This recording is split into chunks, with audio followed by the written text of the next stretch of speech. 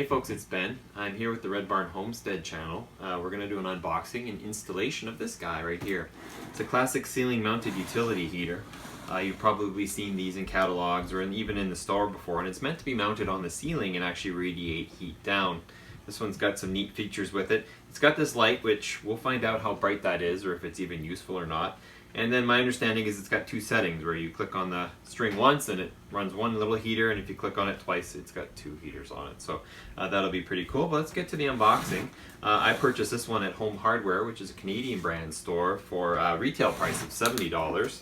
But you can find them online and you can find them on sale. But if I paid over $70, you're probably overpaying, but if you paid under that, well, good for you.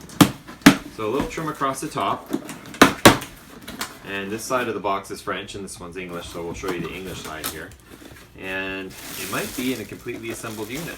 Nope, it's not. So here's my bracket that we'll need to mount to our ceiling.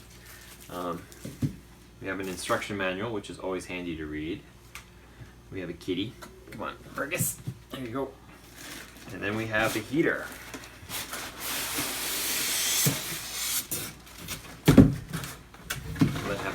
Let the cat have the box.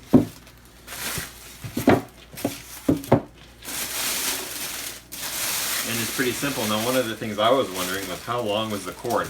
They say don't use an extension cord with this unit because obviously it's a heater and it takes a fairly beefy extension cord to do that. Here in Canada, of course, we have lots of block heater cords and they're usually built for pretty good amperage. So even if we end up putting it somewhere, though we need to use an extension cord, we'll be okay. The cord itself, but it's actually a good, I'd have to say 6 feet, so that's pretty handy too. And keep away from clothes and things like that. And I'm not quite sure how it tilts yet. Just like that, and I guess the 0 here, 1, 2, 3, 0. So I think it's light, heat, more heat, and off. So that's pretty neat, and this can tilt. So once we get that set up for the light, so I've got the perfect spot for this. It's hopefully close enough to the outlet that we can just plug it in, but we'll see. And so we'll get ready to mount this in the garage, minimum 3 feet, keep away from the nearest wall. So we'll have it on the ceiling, pointed down, and we're using it to heat my garage. Before we get too far and we get in the garage there, one thing I wanted to point out was it does come with screws for the wall and a big lag bolt for the center. So my guess is that you have your choice. You could permanently mount it into your studs, and I'm guessing they have spacing for either 16 or 24, and then they have a big center lag bolt that you could do. Especially that would allow you to be able to pivot it if you needed to. So we'll try that route if we can do it. That way if we need to turn it to heat something else on the ground, we can do that. So I have the bracket installed in the garage, but one thing you have to do on the ground before you do anything is just remove these little safety bolts.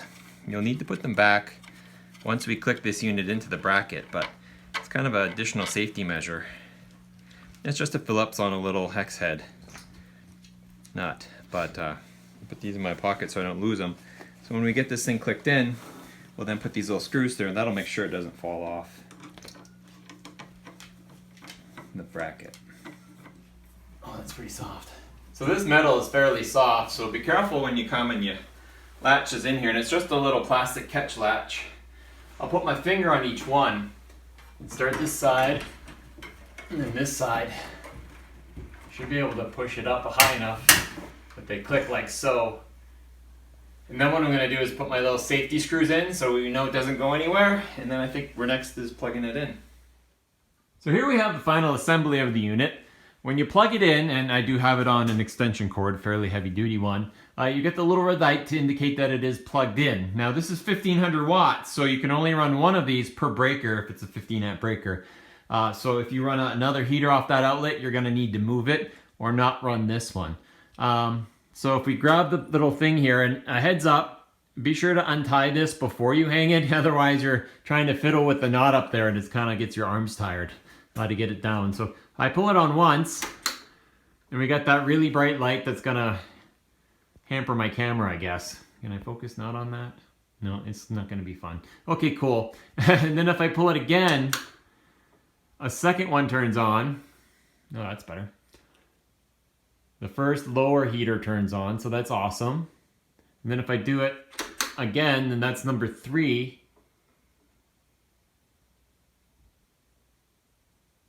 the top heater also warms up. So we got both heaters, full power on that. One thing, if you notice, is that even though I've got a lag bolt and I actually put 2 sheetrock screws in the little holes there, it's still a little bit rocky. So I'm gonna have to figure out something on that. Maybe just put maybe a washer on the 2 sheetrock screws or something. I also have it on the divot of the sheetrock, which might not be great. It's definitely not going anywhere, but it does rock, and I kind of want a more solid mounting on that. And standing under it, it is super warm, so that's pretty cool. It's about 17 degrees Fahrenheit outside, and it was 32 when we started this project. So we'll see how it ends up when we're done. We'll give it an hour to run and see what it does. But you know, honestly, if it keeps it just a little bit warmer in here, we just had that polar vortex roll through, made things really cold. So if I can keep a little heat in here, that'd be fantastic. But there you go, that's the installation. We'll do a full review on it outside of the bracket, right? Yeah, I'll click it off for now. We'll do a full review of the unit in about a month after we get some good use out of it, for sure. And I'll tell you what I did to make the bracket better. If you have any questions on it, feel free to ask. If you have any comments, leave those too. Please subscribe to our channel, Red Bart Homestead, for more awesome videos like this, and follow up on this guy here. And with that, you guys all have a good day.